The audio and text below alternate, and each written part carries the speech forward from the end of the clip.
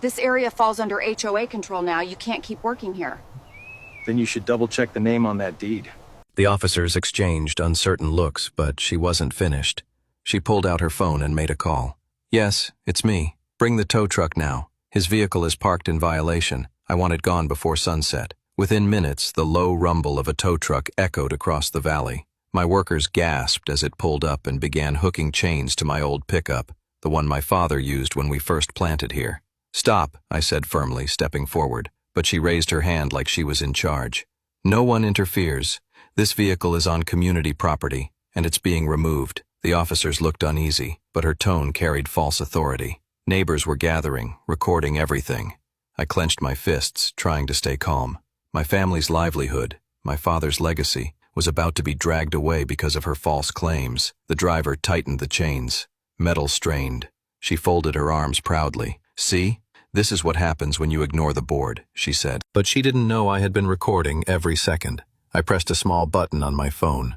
Instantly, the speakers hidden along my vineyard fences clicked on, and her voice blasted through the valley. This vehicle is on community property and it's being removed. If he resists, arrest him. Her own words echoed across the hills. Every neighbor froze, their phones still recording. The officers turned toward her, eyes narrowing. She stammered, "That's not what I meant." He edited that. The suited man calmly opened a file folder. No tricks. County deeds, tax logs, security footage, all show he owns this land. The officers flipped through the pages, then looked up. "Sir, this says you're the owner of every acre, every fence, every road." The crowd gasped. She went pale but still shouted, "Hook it faster. Don't listen to them.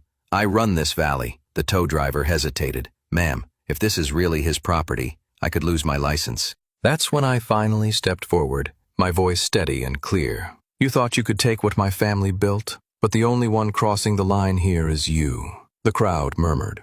Cameras rolled. The officers moved toward her as she fumbled for another paper, a crumpled sheet she claimed was a court order. "This vineyard is under investigation," she shouted. The older officer scanned it. "This isn't signed by any judge." Her voice cracked. "He forged everything." "He's the liar." She pointed at me again, desperate. But then I held up my phone one last time. The projector by my barn lit up the winery wall, showing clear footage, her sneaking in at midnight, replacing my signs with fake ones. The crowd gasped. One neighbor shouted, "I saw you that night!" The officers froze.